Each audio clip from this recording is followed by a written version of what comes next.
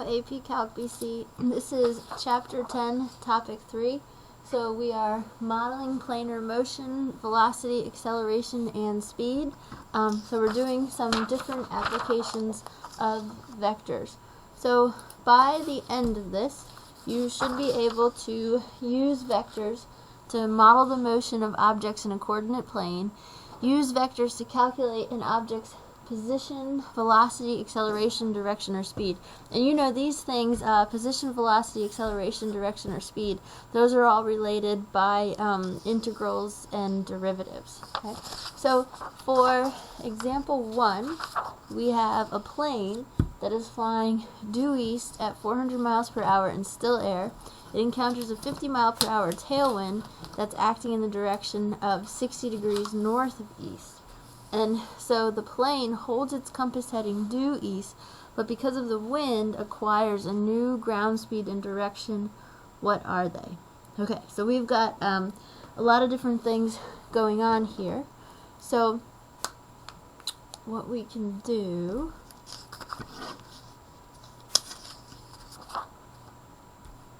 so if we first want to picture what's happening here in the coordinate plane, okay, let's just picture the coordinate plane for a second and picture which way the plane is going. So it's flying 100 or 400 miles per hour due east in still air.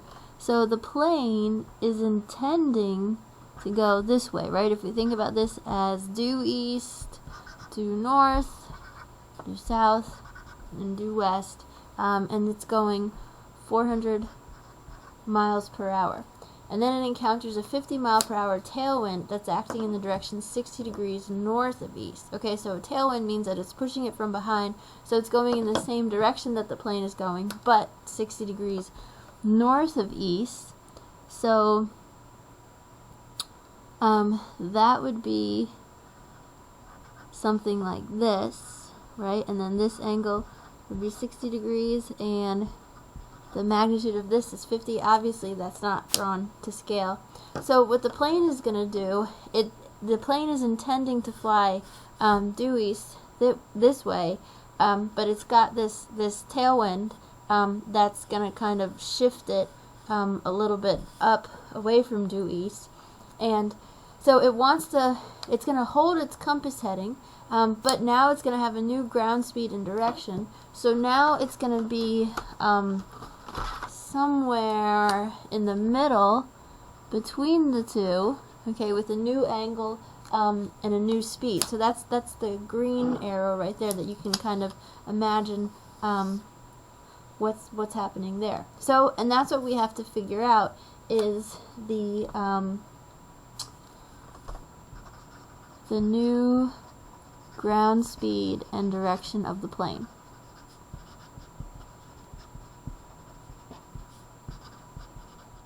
So we're trying to find the components of that green arrow, okay? Well, let's set a few things up.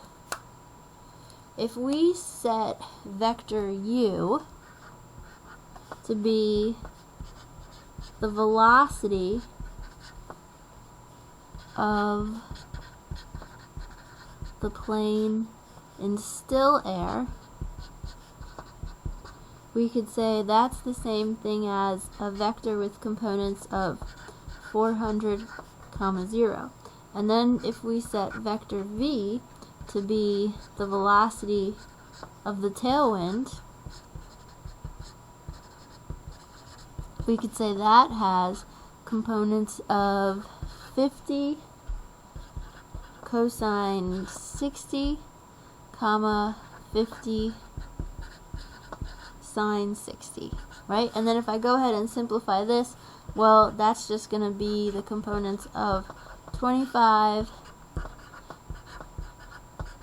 and then 25 root 3, okay? Well, it'd probably help us out to find the magnitude of vector u, right? So to find the magnitude of vector u, that would be the same thing as doing 400 squared plus, or the square root of 400 squared plus 0 squared, which is just going to give us 400. And that's no surprise there. If it's heading due east at 400 miles per hour, that makes a lot of sense. And then we can go ahead and find the magnitude of vector v, right? And that'll be the square root of 25 squared plus 25 squared times 3. And so that is the square root of 2500, which is still 50. Okay? So now, if we add those vectors together, so if we do vector u plus vector v, so that means we would be adding the components 400 comma 0 plus the components of, let's see, 25 and 25 root 3, and so that would give us the vector of 425 comma 25 root 3. So now we can use this to find our ground speed.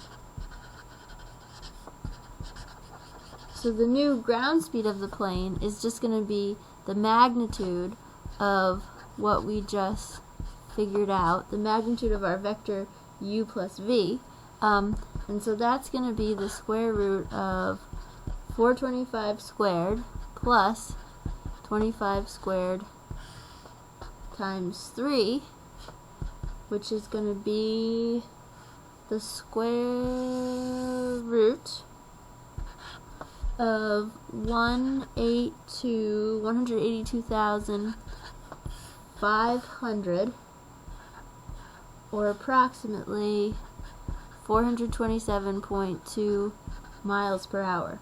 Okay, so the new ground speed of our plane is 427.2 miles per hour, and that makes sense because it's got a little bit of a tailwind, so it's being pushed a little faster than what it was originally set at. Okay, but now we have to find our new direction. Ha! New direction. Isn't that a band? I just thought of that. Okay. So for our new direction, we're going to have our components. Let's see. Well, we know x is r cosine theta, and so if we figured out, well, the component that we just got, 425, is going to be the same thing as 427.2 cosine theta. So where am I getting this from? Well, I'm pulling this from what we just figured out about our new vector of summing up u plus v. So that vector, r, is the same thing as the magnitude of that vector, which we just figured out is 427.2, okay? So r you can kind of consider to be the same thing as the magnitude, and so that's why I'm plugging that in there for r. And then your x component is just 425, and that's what we got when we added the two vectors together. So then if we roll through this, and we want to solve for cosine, our inverse cosine is going to be 425 over 427.2, right? And so we're doing this problem in terms of degrees, so make sure you have your calculator set to degree mode, and so we're going to get 5.817 degrees, okay? So the new speed of the plane is 427.2 miles per hour, and then the new direction is 5.817 degrees north of east. Okay? So there's our answer there. Alright. So that was example 1. we can take a look at example 2. So for example 2, we've got an airplane flying in the direction 20 degrees east of north at 325 miles per hour in still air, and this is going to encounter a 40 mile per hour tailwind acting in the direction 40 degrees west of north. So there's a whole lot going on here. So we could try to set this up right here. Alright, we've got our coordinate plane. Let's mark in due east, due north, due west, and due south. So it's going 20 degrees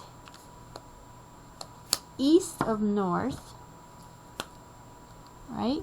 So that means it would be going this way, right? And that angle right there would be 20 degrees, okay? And so this is 325 miles per hour.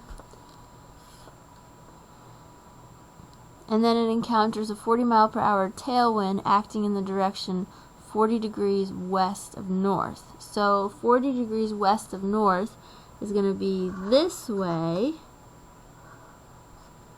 So that's 40 degrees. And that tailwind is 40 miles per hour. Well, clearly I didn't do this to scale.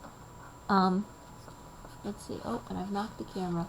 I should have made that angle, or that arrow smaller.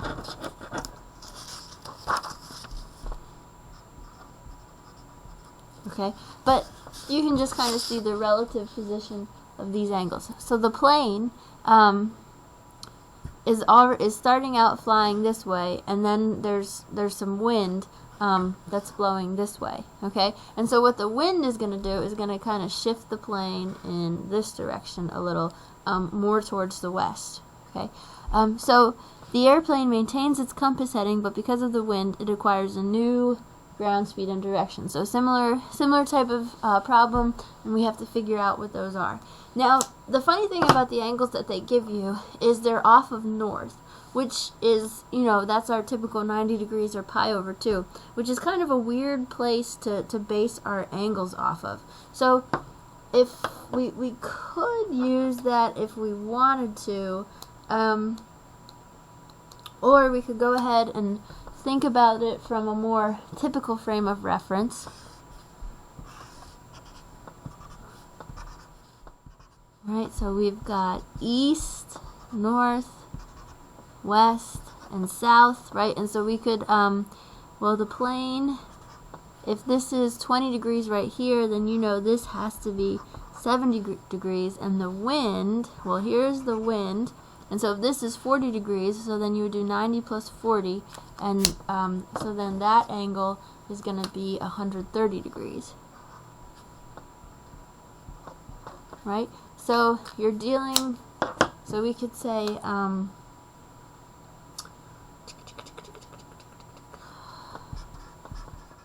the plane is 70 degrees, and then the wind is 130 degrees from a typical point of reference going off of the positive x-axis. Okay, so setting this up, we could let vector u to be the velocity of the plane in still air, which is going to be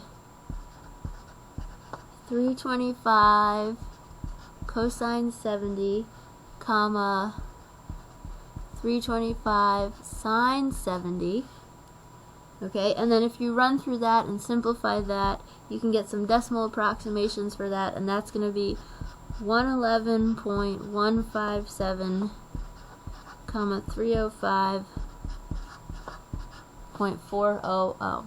Okay, and then let's go ahead and work with vector v. So vector v is going to be the velocity of the wind, which we can think of as 40 cosine 130,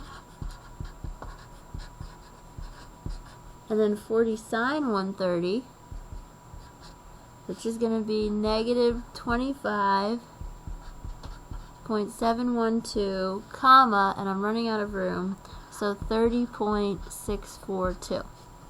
Okay, so we have decimal approximations for our vectors of our plane and our wind. Now, to go ahead and start figuring out the new ground speed and duration, we're going to add the vectors together. So we're going to do vector u plus vector v. And so if we add those components together, so you can, right, so to do this, I would just be doing, let's see, 111.157 plus a negative 25.712, comma, and then for my second component, let's see, that's going to be 305.4 plus 30.642. So I'm going to get 85.445, comma 336.042. Okay, so those are our new components if we add the vectors together. Now we can use that to find the magnitude of that new vector, which is going to give us the new ground speed of the plane. So going on to a different sheet of paper. Okay, so we'll do the magnitude of the sum of the vectors that we just figured out. So that's going to be, well, if we add, let's see, if we do 85.445 squared plus 336.042 squared, and we add those together, we've got the square root of 120,225.0738, and you take the square root of that, and you're going to get 346.735 miles per hour, which is the new ground speed of the plane. Okay. So now we want to find the magnitude. Okay. Well, if we think about our x component, remember x is the same thing as r cosine theta, so we can use that framework to set this up. And the x component of the new vector is 85.445, and the r is the new ground speed that you just figured out, 346.735 times cosine theta, and the theta is what we want to find. So we're going to do the inverse cosine of 85.445 over 346.735, right? And if we put our calculator in degree mode and roll through that, we're going to get 75.734 degrees. So that means the new direction of the plane is going to be 14.266 degrees east of north. Now, here's the thing, folks. If you want to leave your answer in this format, you can with the 75.734 degrees. You can go ahead and do that. You would just have to be clear, because this is coming off of your positive x-axis as your initial ray. So you would want to make a statement that that was north of east, right? And then that's the same angle as this one, 14.266 degrees, which is east of north.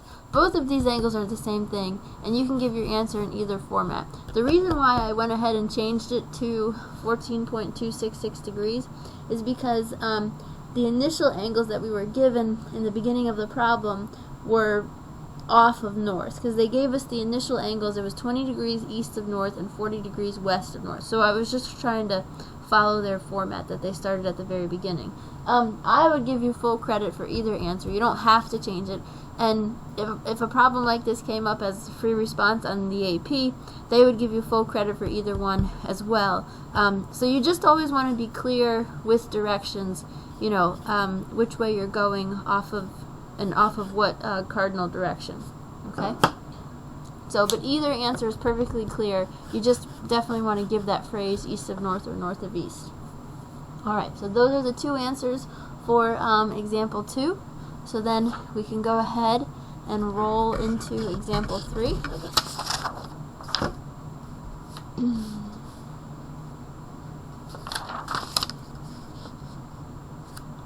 So for example 3, a particle is moving in the plane, so its position is given by the vector sine t and then t squared over 2. So for part A, we want to find the position vector at time t. Well, the position vector is just going to have the same components as the position point. Let's see. We can go on to a new piece of paper for this.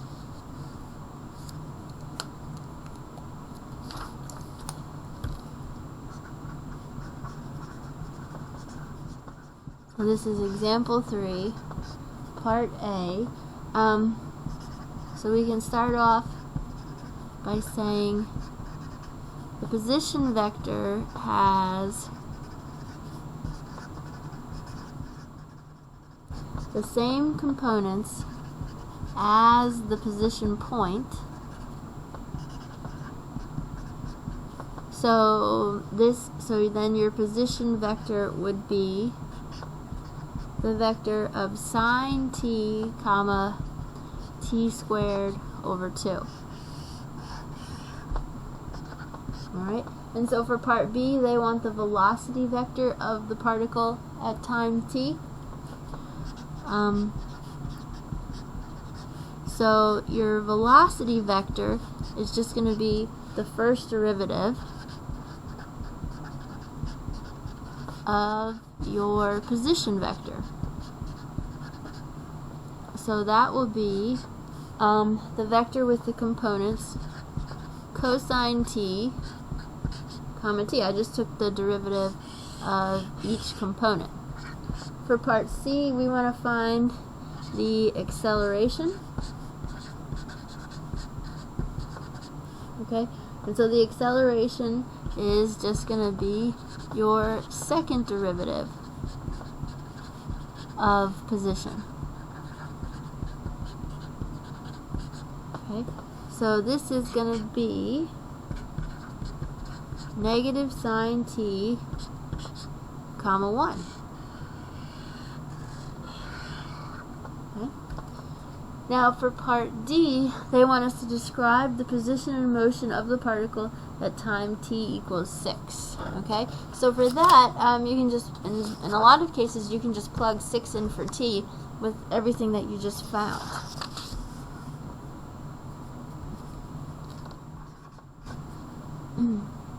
So for our position, well, what we would do is we would take our original vector sine of t, t squared over 2, and we would evaluate that at t equals 6. So that would just give us sine 6 comma 18. And so actually, what we're trying to do is we're trying to find a point. So you could, if that's the point, you could actually give that as a coordinate with more proper parentheses instead of those angular ones that we use for vectors. So you could say it's at that location, sine 6 comma 18. And then we have to find our velocity. So then we would use the vector cosine t comma t that we figured out, and we would evaluate that at t equals 6. So that's going to give us cosine 6 comma 6.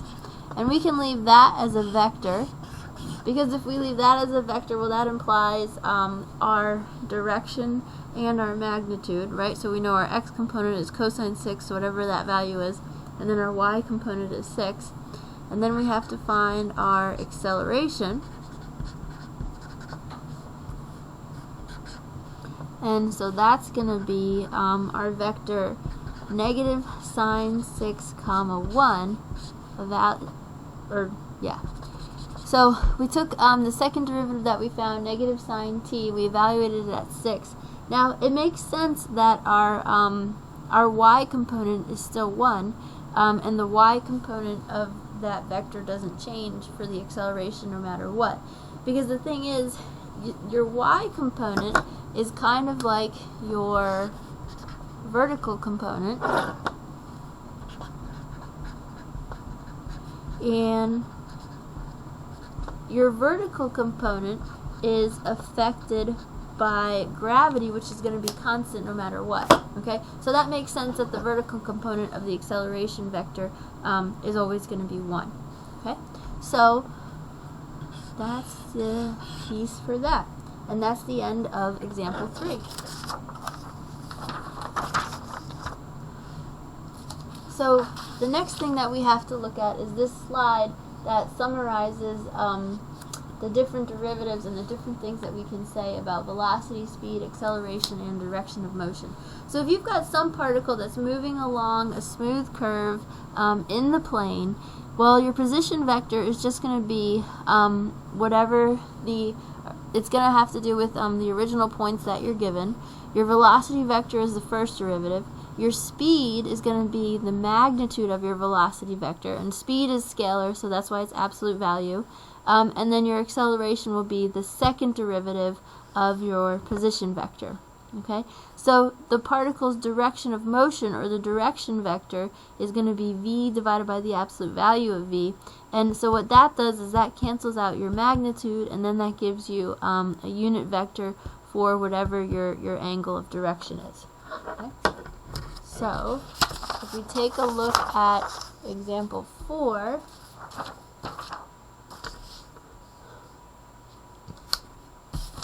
for example 4, we've got a particle moving in the plane with position vector r of t is sine 3t cosine 5t, and then we want to find the velocity and acceleration vectors and then determine the path of the particle. Okay, well, our velocity vector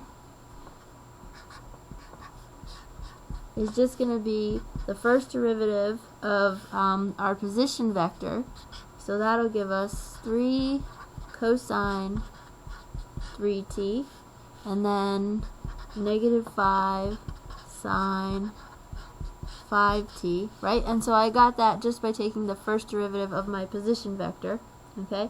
And then we want to find the acceleration vector, so now I'm just going to take the derivative of my velocity vector, and so that'll give me negative 9 sine 3t, comma, negative 25 cosine 5t. Okay? And then we have to determine the path of the particle. Well, this is a problem that they would give you on the calculator portion of the exam, and what they would expect you to do is go ahead and graph it. Okay? And so you can find the path of the particle by graphing x equals sine 3t, y equals cosine 5t in parametric mode.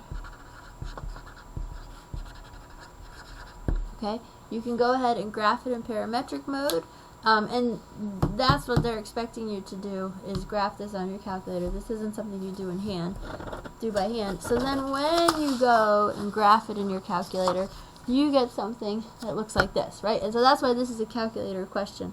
And so what you can see where it starts, and it follows this path, and it makes all of these rotations, and so this is kind of where we're headed, getting into polars. And so a particle that moves with that kind of path they wouldn't really expect you to describe verbally. It's not something simple like a sine or a cosine curve, but it's nice to just play around with that in your calculator. I don't think you would really see a question like this on the AP exam because there's not much that they can ask you about this graph just because it has so much involved with it. But it's a nice kind of application of what we've been learning with our acceleration and velocity vectors. Alright, so example 5, the last one.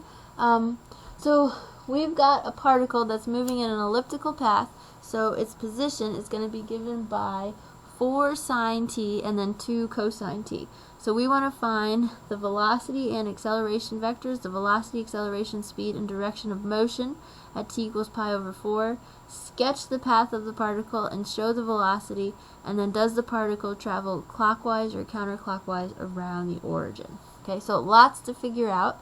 So we will go on to a fresh piece of paper for this.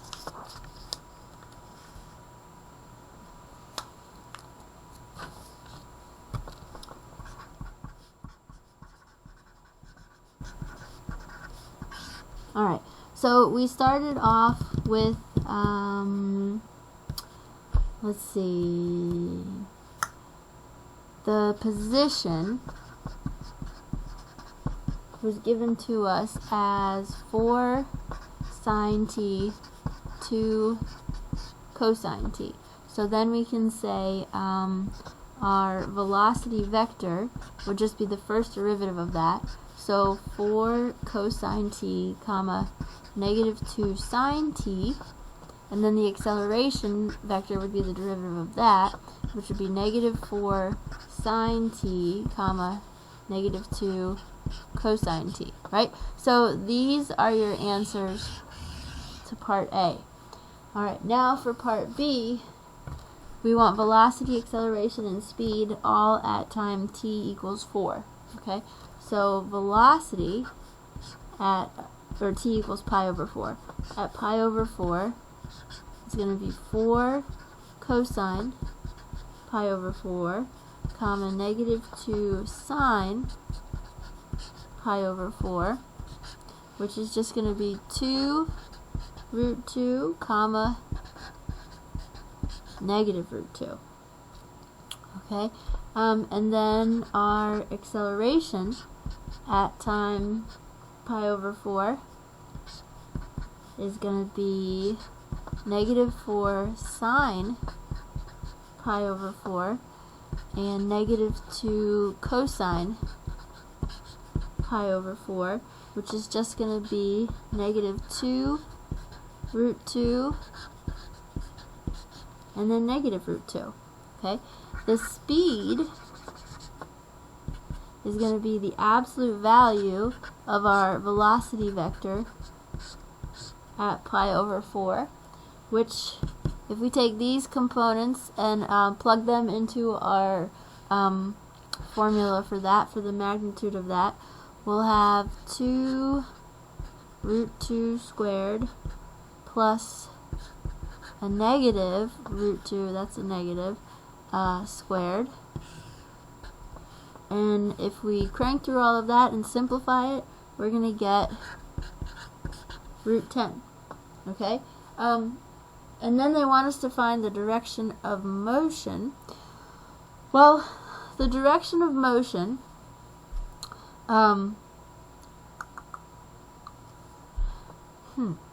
so for our direction of motion, that's going to be, we can use the inverse tan to figure that one out. Let's see.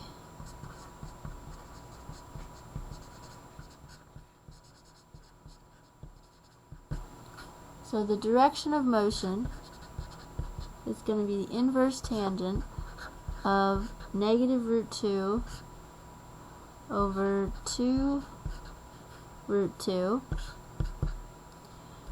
which is going to end up being negative 26.6 degrees or negative 0.4 radians. Okay? The reason why I used inverse tan as my direction of motion is because if we go back to this right here, the direction vector, if you go ahead and work through this and take, so our velocity vector, if we take our velocity vector and then divide it by the magnitude of our velocity vector, that ends up giving us an inverse tan when all of that simplifies out. Okay, so that's why I use the inverse tan there. So whenever you have problems like this and you have to find the direction of your motion, that can just be inverse tangent. Okay. So that's the end of part B. So now we want to go ahead and do part C.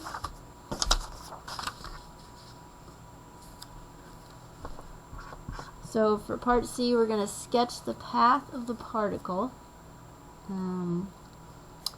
Let's see, and show the velocity vector at the point 4, 0. So for this, I'm probably going to want to check a few points. We're doing this on the interval, well, they didn't tell us the beginning or well, they gave us 0, but they didn't tell us an end point. So let's just go to 2 pi, and we'll check a few values. We'll do 0, pi over 2, pi, 3 pi over 2, and 2 pi. Okay, and so we know x is 4 sine t, right? So I'm just using my position functions, and then y is going to be 2 cosine t. So if I go ahead and plug in my t values, so let's see, I'm going to have 0, 4, 0, -4, 0, and then plugging these values into 2 cosine t, that's going to give me 2, 0, -2, 0, 2. And so we can go ahead and draw our ellipse, right? So it'll have a horizontal axis of 4, and then a vertical axis of 2. Okay, and so the initial point is going to be 0, 2. So it's going to start here, and then it's going to go clockwise. All right. So we sketched our path. So then for part C, and we want to show the velocity vector at the point 4, 0. So at 4, 0, we want to find our velocity here. Now when it's at 4, 0, okay, so when it's at 4, 0, t is pi over 2, right? Because that's what I'm looking at in this row right here. So then what I want to do is I want to find the velocity when t is pi over 2, which is going to be 4 cosine pi over 2 and then -2 sine pi over 2. And then so we could go ahead and run that through, and if we simplify that, we get 0, -2. So then the velocity vector when it's at 4, 0, I'll put that in red, is just going to be the vector 0, -2. And what you would do, let's see. Okay, and the reason why I have it coming off of this point right here and instead of the origin is because at that time t equals pi over 2, it's located right here, so that makes sense to put that here. Now it makes sense that our velocity vector is in the negative y direction, because what's happening right here, right at this very instant, is it doesn't have any horizontal velocity, and all it's doing is going down just at this very instant. And then as we continue down in this path in the 4th quadrant, the vector starts to have a horizontal component, and then when you get down to here to this point at 0, -2, it doesn't have any vertical velocity, and at this point the vector would be just a simple straight line going to the left. Okay, and so they could ask us for that point at any point, or they could ask us for this velocity vector at any point around the ellipse, and we would give them something that looks like that. Now, the last piece, part D, does the particle travel clockwise or counterclockwise around the origin? And how we would answer that, that's the reason why I did this chart right here and why I checked these values, pi over 2 and 3 pi over 2, to see which way it would travel. And we can tell from where we start and then the direction that we head in, the points that we pass along the way, that we travel clockwise around the origin. Okay? So that is the end of topic 3.